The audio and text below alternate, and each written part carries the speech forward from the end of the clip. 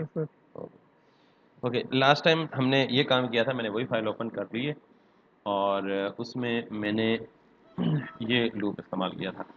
मैं इस लूप को यानी फंक्शन में जो काम हो रहा है उसको छोड़ के जो नॉर्मल मैंने सिर्फ लूप का कॉन्सेप्ट समझाया था, मैं उस पर आता हूँ थोड़ी देर के लिए। ये मेरी लूप है बेटा फॉर की, और let me run it again in the browser ताकि उसका आउटपुट हम देख सकें। ये वाली लूप है, ऊपर छोड़ दो फंक्शंस को, अभी मैं उसको डिस्कस नहीं कर रहा। ये लूप है जो कि बेसिकली 9 दफ़ा चल रही, और हर दफ़ा वो 1 hello, 2 hello, 3 hello, 4 hello, 5 hello print कर। अब इसमें प्रॉब्लम क्या है, प्रॉब्लम नहीं, इनफैक्ट इसको हम रीड कैसे करते हैं या इसको आइट्रेट कैसे करते हैं। सबसे पहले जब भी फॉर का कीवर्ड इनकाउंटर होता है तो जावास्क्रिप्ट को समझ लग जाती है यार कि इसके अंदर जो कुछ भी होगा मैंने उसे रिपीट करना है। ठीक है, अब जावास्क्रिप्ट को ये नहीं पता कि उसने कितनी दफ़ा रिपीट करना है, यानी कहाँ से शुरू करना है, कहाँ जाके रेपिटेशन एंड करनी है। ये चीज़ें प्रोग्रामर ने खुद बतानी है, स्पेसिफाई करनी है कि लूप को स्टार्ट कहाँ से होना चाहिए। तो मैंने ये कहा कि जब भी आप फॉर लूप इस्तेमाल करेंगे तो आपको ये 3 चीज़ें इसकी प्री रेक्विजिट हैं, ये कंडीशन है या यूँ कह लें कि बुनियादी शर्त है कि ये 3 चीज़ों के बगैर लूप मुकम्मल नहीं होगा। ये मस्ट देनी है आपने। उन 3 चीज़ों में पहली चीज़ है ये वाली, इसको हम कहते हैं इनिशियलाइजेशन। का मतलब ये है कि लूप ने अपनी एग्जीक्यूशन स्टार्ट कहाँ से करनी है। इस केस में i इक्वल्स टू 1, यानी लूप अपनी एग्जीक्यूशन 1 से स्टार्ट कर रहा है। उसके बाद i लेस देन इक्वल या i लेस देन 10। अब चूंकि लूप ने रिपीट होना होता है तो ये कंडीशन हर दफ़ा i की डिफरेंट वैल्यू के साथ चेक होगी। हर दफ़ा का क्या मतलब है कि अगर अगली स्टेटमेंट देखें तो यहाँ i में इंक्रीमेंट हो रहा है। आप ये यूँ भी लिख सकते हैं इंक्रीमेंट, और कल बताया था कि आप सिंपली i प्लस प्लस भी लिख सकते हैं। दोनों ऑप्शंस आपके पास मौजूद हैं। तो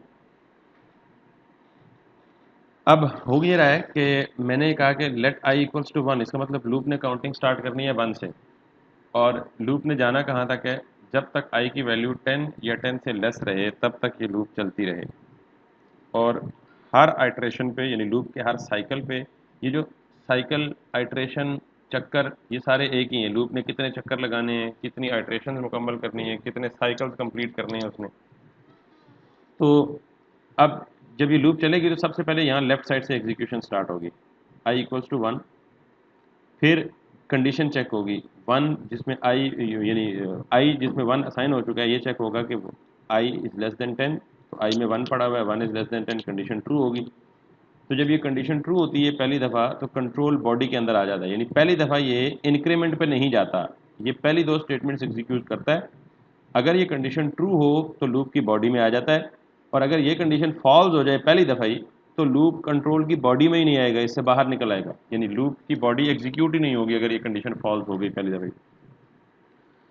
लेकिन अगर ये कंडीशन ट्रू होगी तो कंट्रोल लूप की बॉडी में आएगा और इसमें जो कुछ भी लिखा हुआ है उसे प्रिंट कर देगा। अब इसमें क्या लिखा हुआ है, पहली बात तो ये लिखी हुई है कि आई लिखा हुआ है, तो आई में क्या आ रहा है, 1 ही आ रहा है बिकॉज पहली आइट्रेशन चल रही है, तो यहाँ प्रिंट हो जाएगा 1 विच इज़ दिस वन। उसके फ़ौरन बाद इसके आगे आ रहा है जी हेलो, क्योंकि ये स्ट्रिंग कांस्टेंट है तो ये एज इट इज स्क्रीन पे प्रिंट होगा। तो 1 के बाद ये हेलो आ रहा है विच इज़ दिस वन। उसके बाद जब ये आगे जाएगा तो उसके बाद बी आर आ रहा है, तो ये यहाँ पे एक लाइन ब्रेक लगा देगा, यानी ये लाइन ब्रेक करके कर्सर या जो पोजीशन है वो यहाँ आ जाएगी। अब एक दफ़ा लूप की इटरेशन मुकम्मल होगी, लूप की जब क्लोजिंग करली ब्रैकेट इनकाउंटर होगी तो लूप तब तक यहाँ से बाहर नहीं निकलेगा क्योंकि ये रिकॉर्ड रखेगा इसका। तब तक ये यहाँ से बाहर नहीं निकलेगा जब तक ये कंडीशन फॉल्स नहीं होती। तो जब ये लूप दोबारा वापस कंट्रोल को फेंकेगा इधर ऊपर, तो second time loop left side से एग्जीक्यूशन स्टार्ट नहीं करेगी बल्कि सेकंड टाइम लूप अपने राइट मोस्ट से एग्जीक्यूशन करेगी।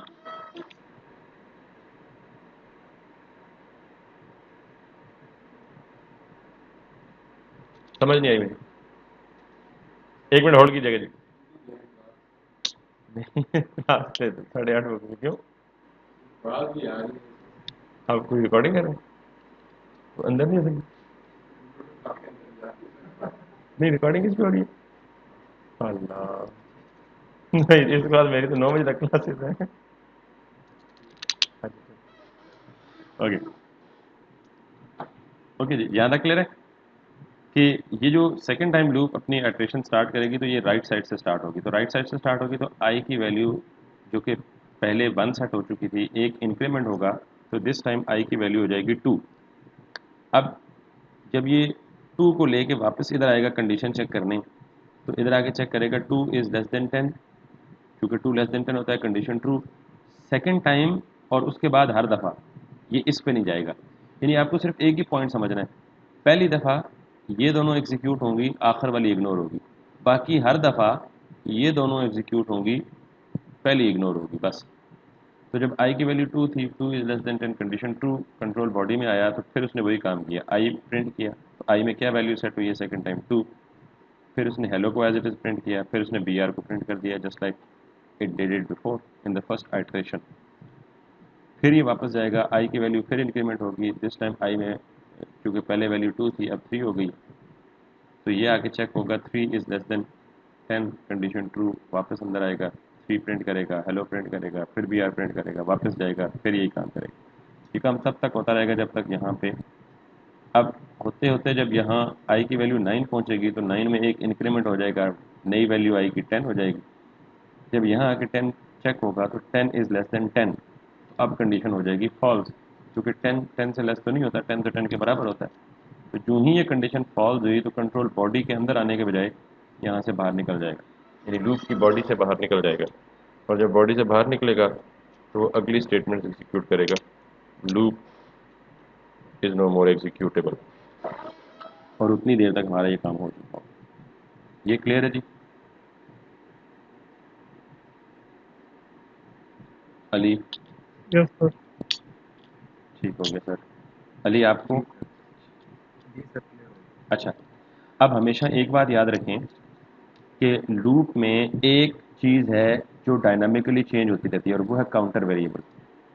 इस बात को पल्ले बांध लें कि जब भी आप लूप एग्जीक्यूट करेंगे, लूप में एक काउंटर वेरिएबल ऐसा है जो हर आइट्रेशन में अपनी वैल्यू चेंज करता है। बाकी कोई चीज़ अपनी वैल्यू चेंज करे या ना करे, लेकिन एक काउंटर वाइज चीज़ है कि वो अपनी वैल्यू चेंज करता है। क्यों? अगर वो अपनी वैल्यू चेंज नहीं करेगा तो फिर लूप चलेगी ही नहीं। या तो अगर मैं यहाँ पे लेट सपोज सिंपली इस आई को कट कर देता हूँ, हटा देता हूँ, लिखता ही नहीं, तो फिर क्या होगा देखना। अभी देखो यहाँ पे सिंपली ये एक इन्फिनिट लूप बन गई है, देखो ये रुक ही नहीं रहा, चल रहा है मुसलसल, और ये तब चलेगा जब मेमोरी एग्जॉस्ट हो जाएगी मेरी। ठीक है, मेन मेमोरी एग्जॉस्ट हो जाएगी। इसका मतलब ये है कि ये एक इन्फिनिट लूप बन गया कि जब मैं यहाँ आई प्लस प्लस नहीं करूँगा तो वो बाकी दो स्टेटमेंट्स में से एक ये तो चलाएगा, तो आई की वैल्यू से हमेशा क्या मिलेगी? 1, यानी आई इनिशियलाइज तो 1 से हुआ है, तो जब पहली इटरेशन आएगी ये नहीं होगा लेट सपोज, तो जब पहली इटरेशन आएगी तो आई लेस देन 1, यानी आई 1 है तो 1 is less than 10, condition true, body के अंदर आएगा, फिर जाएगा आई लेस देन 1, कंडीशन ट्रू, फिर चलेगा, फिर चलेगा, फिर चलेगा, फिर चलेगा। तो जब इंक्रीमेंट नहीं होगा तो ये लूप एंडलेस लूप बन जाएगी, और एंड क्या होगा? जब मेरी मेमोरी एग्जॉस्ट हो जाएगी तो मुझे इस तरह का एरर मैसेज आएगा, you can wait for it to become responsive और एग्जिट द पेज, यानी page is unresponsive because memory में जितनी मेरे इस प्रोग्राम को चलने के लिए जगह मिली थी ऑपरेटिंग सिस्टम की तरफ से वो खत्म हो गई है। तो मैं एग्जिट द पेज करूँगा ऑब्वियसली, बिकॉज आई नो कि मैंने एक ब्लंडर मारा है। ये बात क्लियर होगी जी? जी सर। तो लूप मस्ट बी कंट्रोल्ड, यानी उसे कंट्रोल्ड होना चाहिए। अगर कंट्रोल्ड नहीं होगी तो ये इस तरह का अनएक्सपेक्टेड बिहेवियर शो करेगी जो मैंने आपको बताया। दूसरा पॉइंट इंपॉर्टेंट ये है बेटा कि मेरी इस पूरी लूप में एक variable that must be a counter variable which should be responsible to count the iterations of the loop or to count the repetitions of the loop, and that variable is called a counter variable. It should always be there. अब अगर मैं इसको comment कर दूं और यहाँ पे यही काम करूँ, तो अब इससे पहले जो मैंने काम किया था मुझे पता था कि अगर मैं ये काम करता 0 0 एंड 0, आप देखें बाकी कोई चीज़ चेंज नहीं हो रही इस पूरी लाइन में, ये पूरी लाइन सेम है एग्जैक्ट, सिर्फ एक चीज़, ये 0 जो है ये चेंजेबल है। मतलब चेंजेबल से बता दिया कि मुझे पता है कि अगर मैं इसे मैनुअली लिखता तो list of para, zero index के पैराग्राफ को स्टाइल देने के लिए मैं 0 0 0 लिखता तो ये तीनों स्टाइल जीरो पैराग्राफ को मिलते। फिर मैं फर्स्ट इंडेक्स को स्टाइल देने के लिए यहाँ 1 1 1 लिखता, फिर सेकंड इंडेक्स के पैराग्राफ को स्टाइल देने के लिए यहाँ 2 2 लिखता, तो मुझे पता लग गया कि यार ये एक चीज़ चेंज हो रही है, बाकी सारी चीज़ें सेम है। तो why not to put it inside the loop and start the loop from the starting point till ending point, and then मैं इस एक वैल्यू को डायनामिक कर दूँ बजाय इसके कि मैनुअली लिखूँ आई। तो लूप खुद बहुत इसे हैंडल कर लेगा, बिकॉज मुझे पता है कि लूप में एक वेरिएबल जो काउंटर है वो डायनामिकली अपनी वैल्यू चेंज करता है। तो अब जब लूप चलेगी तो आई स्टार्ट होगा 0 से और जाएगा कहाँ तक, 5 तक। तो जब फर्स्ट टाइम ये लूप चलेगी तो आई में आ गया 0, यहाँ आके चेक हुआ 0 is less than or equal to 5, condition true, control body के अंदर आया। जब बॉडी के अंदर आया तो देखें इधर आई में क्या है, जो आई की वैल्यू सेट हुई है 0, इधर भी 0, इधर भी 0। तो लिस्ट ऑफ पैरा अरे का नाम, 0 उस अरे का इंडेक्स। तो इस अरे के 0th इंडेक्स पे रेड स्टाइल दे दो, 0th इंडेक्स पे ऑरेंज दे दो, 0th इंडेक्स पे 16 पिक्सल्स का साइज दे दो। तीनों स्टाइल चेंज हुई। फिर जब लूप एक आइट्रेशन अपनी मुकम्मल कर लेगी, अगली आइट्रेशन में दोबारा जाएगी, आई की वैल्यू को प्लस प्लस करेगी। अब आई की वैल्यू इधर आके चेक होगी, नई वैल्यू 1 है, 1 is less than or equal to 5, condition still true है, कंट्रोल बॉडी के अंदर आएगा। तो अब इस आई की वैल्यू 0 नहीं रही बल्कि 1 हो चुकी। और इतनी देर तक जब इसने 1 की तो पिछला रिजल्ट तो ब्राउज़र पे शो हो गया था, उसको तो कोई नहीं मिटा सकता। तो नया रिजल्ट जो है वो उसके आगे शो हो जाएगा। That was the result which we talked about yesterday. इसके बारे में मजीद सर कोई? अगर हमें, जी जी। अगर डिफरेंट हम चाहते हैं, स्टाइल डिफरेंट चाहते हैं, फर्स्ट लाइन का डिफरेंट, उसमें फिर क्या करेंगे? फर्स्ट का सेकंड का डिफरेंट, थर्ड का डिफरेंट, फोर्थ का डिफरेंट, तो फिर तो ऑब्वियसली डिफरेंट करेंगे ना, फिर हमारी रिक्वायरमेंट ही चेंज होगी। फिर आपको मतलब ये सब होगा? हाँ, जब आपको सेम जी स्टाइल, ये सब, जी जी जी। तो किस हद तक सर ये लूप हम यूज़ करते हैं, मतलब नॉर्मली अगर देख, मतलब कि- मतलब कितने परसेंट हम लोग लूप यूज़ करते हैं? देखो क्योंकि हर एक चीज़ में। मैं आपको ना एक छोटा सा सिनेरियो आपके सामने रखता हूँ अली। मैं आप इंग्लिश लैंग्वेज, सर जी जी बोलो बोलो। सर अगर इनको वो टू का टेबल प्रिंट करके दिखा देना तो बड़ा अच्छा समझ जाएगा। वो कराया ना, टू का टेबल आप ही को कराया था पहले दिन यूट्यूब समझाई थी। यस यस, तो वो तो है इनको मैं मैंने, वही कह रहा हूँ ना, इनको भी करा दें अगर तो इनको बड़ा अच्छा समझ आ जाएगा। नहीं आप ही की क्लास में करवाया था ना कि नहीं करवाया था, मैं किसी और क्लास में करवाया था। इधर नहीं करवाया सर आपने? इधर नहीं, नहीं। यहाँ नहीं करवाया था। अच्छा चलो मैं वो भी करा देता हूँ, लेकिन एक बात और सुन लो मेरी।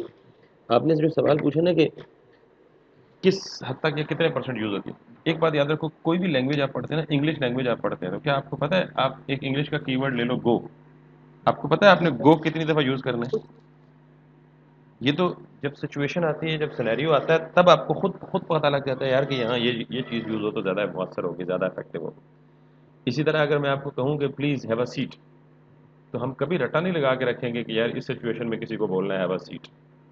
ये हमें डायनामिकली रन टाइम पे डिसाइड करना होगा कि यार यहाँ ये वाली स्टेटमेंट यूज़ होनी है। तो लैंग्वेज जब भी सीखते हैं आप, तो आप एडवांस में कभी किसी को नहीं बता सकते कि ये कितने परसेंट यूज़ होनी है, कितने परसेंट यूज़ नहीं होनी। कई सिनेरियोज ऐसे आते हैं अली कि जिनमें पूरे पूरे प्रोग्राम्स में लूप का सिरे से इस्तेमाल ही नहीं होता, और कई प्रोग्राम्स ऐसे होते हैं जो डिपेंड ही लूप पे कर रहे होते हैं। तो it is totally a point of decision that is to be made and that is supposed to be made by the developer itself। और ये जब आपके सामने टास्क आता है, मैं टास्क का सिलसिला थोड़ा ज़्यादा करूँगा मुझे लग रहा है, ताकि आपको ज़रा ज़्यादा प्रॉब्लम्स आएँ और फिर उन प्रॉब्लम्स के अगेंस्ट आप सवाल पूछें, फिर आपको ज़्यादा अच्छी तरह क्लियर होगा। ठीक है, तो ये इसका जवाब है। दूसरा, वकास ने जो सजेशन दी है, तो मैं ज़रा एक टेबल की मिसाल भी दे देता हूँ, लेकिन this one I think is the more practical example. ठीक है, बहरहाल मैं ये चाहता हूँ अली कि मैं 2 का टेबल प्रिंट कर दूँ। ठीक है, तो मैं यहाँ पे एक फंक्शन बनाता हूँ, या फंक्शन बनाने के बगैर ही छोड़ दो फंक्शन। मैं कहता हूँ जी मैंने 2 का टेबल प्रिंट करना है 1 से लेके 10 तक। ठीक है, तो मुझे इसका मतलब है स्टार्टिंग वैल्यू भी पता है कि मैंने टेबल प्रिंट कहाँ से करवाना शुरू करना है और कहाँ तक टेबल प्रिंट करवाना है। मैंने कहा 1 से शुरू करना है 10 तक लेके जाना है, यहाँ तक एग्री? जी सर। तो लूप में पहली चीज़, फॉर लूप में पहली तो मस्ट चीज़ है कि आपको लूप का स्टार्ट भी पता होना चाहिए, लूप का एंड भी पता होना चाहिए, दैट्स फॉर श्योर। ठीक, सो मैंने यहाँ पे मुझे स्टार्ट भी पता है जी कि मैंने लेट, इसको ज़रूरी नहीं है कि आई हो, इसको आप ए कह दो, कोई भी काउंटर वेरिएबल का नाम कुछ भी हो सकता है। तो मैंने इस दफ़ा लिखा लेट ए इक्वल्स टू 1, फिर लिखूंगा a is less than or equal to 10 और फिर लिखूंगा a प्लस प्लस, ठीक है। So there is a correction.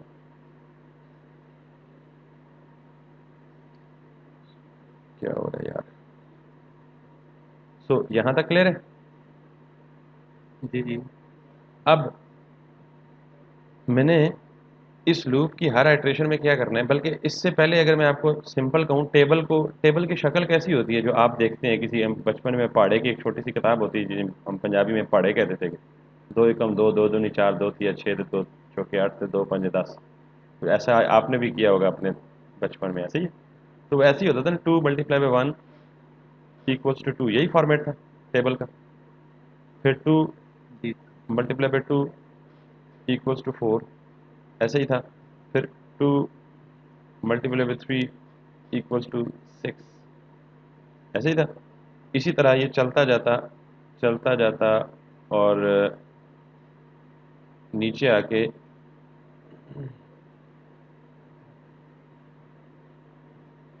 इधर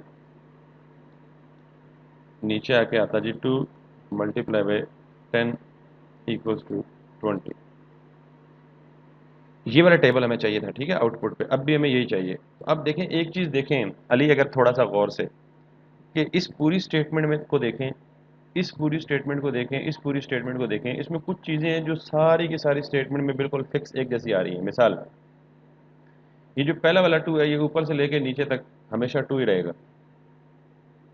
ये जो मल्टीप्लाई है ऊपर से लेके नीचे तक, हर चक्कर में, हर आइट्रेशन में, हर साइकिल में मल्टीप्लाई ही रहता है, ये भी सेम है। और ये जो तीसरा है 1 2 3 4, ये पहली चीज़ है जो चेंज हो रही है। तो आपको भी पता है कि लूप में एक चीज़ ऐसी है जो चेंज होती है, और वो काउंटर है। और यहाँ से आपको पता लग रहा है कि आपका काउंटर स्टार्ट होना है 1 से और जाना है 10 तक, ठीक है। उसके बाद फिर इक्वल टू आ गया, तो इक्वल टू भी ऊपर से लेके नीचे तक बिल्कुल सेम है। यहाँ पे एक चीज़ फिर चेंज हो रही है, और वो है 2 4 6। तो अगर मैं इस 2 को और इस 1 को मल्टीप्लाई कर दूं तो 2 1 ज़ार 2 ही आ जाएगा। फिर इस 2 को इस 2 के साथ मल्टीप्लाई कर दूं तो 4 आ जाएगा। इस 2 को इस 3 के साथ मल्टीप्लाई कर दूं तो 6 आ जाएगा। तो अभी मुझे इस तरह का फॉर्मेट बनाना है। अगर मैं इस तरह का फॉर्मेट प्रिंट करना चाहूँ सिंपल बगैर लूप के डॉक्यूमेंट डॉट राइट में, तो क्या करूँगा, ये भी आपको पता है, डॉक्यूमेंट डॉट राइट, और इसमें मैं लिखूँ, सबसे पहले मुझे 2 एज इट इज़ प्रिंट कराना है। तो जो चीज़ एज इट इज़ प्रिंट करानी है वो आपको स्ट्रिंग में लिखनी है, ये तो आपको पता ही है। उसके बाद मुझे मल्टीप्लाई प्रिंट कराना है, तो आप इसको भी 2 के साथ ही लिख दें, मल्टीप्लाई स्पेस के साथ, क्योंकि फिर 2 multiply by as it is आ जाएगा। उसके बाद आपको प्रिंट कराना है 1 2 3 4 5 6 7 8। तो ये जो चीज़ है ये डायनामिक आ रही है। तो अभी हमने लूप यूज़ नहीं किया तो हम डायनामिक तो कर नहीं सकते, तो हम यहीं पे लिख देते हैं ऐसे ही 1, और फिर हम यहाँ पे जाते हैं इक्वल टू, ये भी एज इट इज़ आएगा, और फिर 2 मल्टीप्लाई बाय 1 2। यहाँ पे हम कैलकुलेशन तो कर नहीं सकते बिकॉज अभी तक हमारे पास वेरिएबल है नहीं। तो ये जो चीज़ है ये बेसिकली प्रिंट करेगी पहली लाइन। मैं इसे दिखा भी देता हूँ, इसको भी कमेंट कर देता हूँ। सिर्फ ये एक लाइन क्या प्रिंट करेगी, ये 2 मल्टीप्लाई बाय 1 इक्वल्स टू 2। ये समझ आ गई अली? जी सर। अच्छा, अब अगर मैं इसी लाइन को रिपीट करना है ना, तो मैंने कहा था जिस लाइन को रिपीट करना है उसको कट करके लूप के अंदर डाल दें, डाल दिया। अब यही लाइन रिपीट हो जाएगी 10 टाइम्स। मैं यहाँ लाइन ब्रेक भी कर देता हूँ ताकि आपको ज़्यादा अच्छी तरह समझ आए।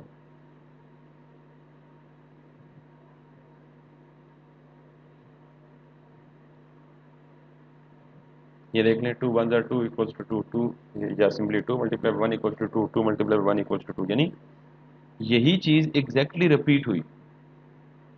यहाँ तक बात क्लियर है? जी सर। ओके। अब मुझे क्या करना है, मुझे ये करना है जी कि मुझे ये जो 1 है ना, ये सारी जगह 1 नहीं चाहिए। ये 2 तो ठीक है, 2 ही चाहिए। मल्टीप्लाई बाय ठीक है, मल्टीप्लाई भी चाहिए। इक्वल भी ठीक है, इक्वल टू ही चाहिए सारी इटरेशन में। फसाद कहाँ पे बन रहा है, झगड़ा कहाँ पे बन रहा है, यहाँ मुझे 1 2 से शुरू करना है, 1 2 3 4, यानी एक एक का इंक्रीमेंट। आपको पता है इस लूप में कौन सी चीज़ है जो इंक्रीमेंट हो रही है, ए।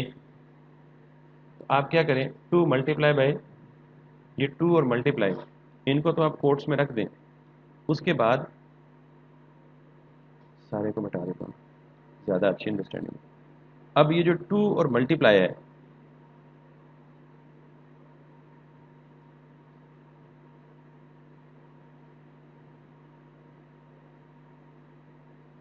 देखें मैंने बाकी कुछ मिटा दिया आगे से, सिर्फ टू और मल्टीप्लाई आ रहा है सारी इटरेशन में, ठीक है। इसके बाद मुझे 1 2 3 4 5 प्रिंट करवाना है। इसके बाद यहाँ पे आए और यहाँ पे सिंपली ए लिख दें, फिर कॉमा डाल दें। अब क्या होगा, टू और मल्टीप्लाई तो एज इट इज आएगा, लेकिन जो ए है वो हर आइटरेशन में चेंज होता जाएगा। पहली आइटरेशन में 1, दूसरी आइटरेशन में 2। Let's have a look, 2 multiply bye 1, 2 multiply by 2, 2 multiply bye 3, 2 multiply bye, ये क्लियर हो गया? जी सर। ओके। अब उसके बाद मुझे क्या करना है, कॉमा के बाद फिर मुझे डबल कोट्स में इक्वल टू देना है। उसकी वजह क्या है, उसकी वजह कि इक्वल टू भी हर आइटरेशन में सेम आना है। डबल कोट में इसलिए दिया है, देखें अब 2 multiply bye 1 equal, 2 multiply by 2 equal, 2 multiply bye 3 equal, 2 multiply bye 4 equal, वगैरह वगैरह वगैरह। ये भी क्लियर हो गया? आखिरी चीज़ रह गई है कि अब हमें क्या करना है। अब हमें करना ही है कि अगर मैं इस ए को मल्टीप्लाई कर दूं 2 से, यानी यहाँ पे आके बगैर कोट्स के 2 मल्टीप्लाई बाय ए कर दूं, तो क्या होगा, पहली इटरेशन जब चलेगी डॉक्यूमेंट आएगा तो 2 multiply by as it is आएगा, ए की जगह 1 आ जाएगा। पहली इटरेशन की बात कर रहा हूँ। Equal to as it is आएगा, फिर ए में ऑलरेडी 1 पड़ा हुआ है, साथ में मैनुअली हार्ड कोड किया हुआ है 2, तो 2 मल्टीप्लाई बाय 1 आंसर 2 ही आएगा। लेकिन जब ये दूसरी इटरेशन में जाएगा, पहली इटरेशन में देखो 2 मल्टीप्लाई बाय 1 2 ही आएगा, ये वाली। लेकिन जब सेकंड इटरेशन में जाएगा तो ए की वैल्यू को इंक्रीमेंट कर करके कर देगा 2, यहाँ आके चेक होगा 2 is less than 10, condition true, वापस अंदर आएगा तो फिर 2 multiply by 2 multiply as it is लिख देगा, ये वाला। आगे चूंकि ए की वैल्यू है तो ए की वैल्यू दिस टाइम इंक्रीमेंट होके आई है, और नई वैल्यू क्या है 2, तो यहाँ उसने 2 भी प्रिंट कर दिया, 2 मल्टीप्लाई बाय 2। जब यहाँ वापस जाएगा तो अब ये 2 तो हार्ड कोडेड है, ये हमेशा 2 ही रहेगा, लेकिन ए की वैल्यू चेंज हुई है, पहले 1 थी अब 2 है, तो 2 मल्टीप्लाई बाय 2 क्या हो जाएगा आंसर 4, यहाँ पे आ रहा है 4। इसी तरह 6, इसी तरह 8, इसी तरह 10, इसी तरह 12, इसी तरह 14, इसी तरह सारा। अब समझ आ गई कुछ? जी सर। और ठीक है, तो ये लूप चाहे ये वाला सिनेरियो हो, चाहे ये वाला सिनेरियो हो, चाहे कोई और सिनेरियो हो, चाहे ये वाला सिनेरियो, तो ये मैं कल ही एक डाउट शो कर रहा था कि शायद आपको थोड़ा सा टेक्निकल लगे, थोड़ा सा ज़्यादा हो गया। तो मैं इस तरह करता हूँ, मैं कोशिश करता हूँ, एक तो टाइम भी नहीं मिलता ना सुबह से लेकर शाम तक बंदा, मैं कोशिश करता हूँ कि ये आज नहीं तो आज अगर ना हुआ तो कल, वैसे भी हमारी इस वीक की आखिरी क्लास है, 2 वीकेंड में छुट्टियाँ होंगी, तो मैं आपको लूप्स के काफ़ी सारे टास्क दे दूंगा जिसमें आप सिर्फ लूप्स को टारगेट करेंगे वो। तो उसमें अगर कोई इशू है तो इवन छुट्टियों के दिनों में भी आप मुझसे व्हाट्सएप पे पूछ लेना, कोई इशू हुआ, कोई प्रॉब्लम हुआ तो वो ताकि आपका मंडे तक जो लूप है वो बिल्कुल क्रिस्टल क्लियर हो जाए, वो ठीक हो जाए। तो लूप ठीक हो गया तो बाकी काम भी इंशाल्लाह ठीक हो जाएंगे। ओके जी, यहाँ तक कोई इशू तो नहीं? Okay, that's good. Now are we comfortable to move ahead, हम आगे किसी टॉपिक की तरफ मूव करें आप?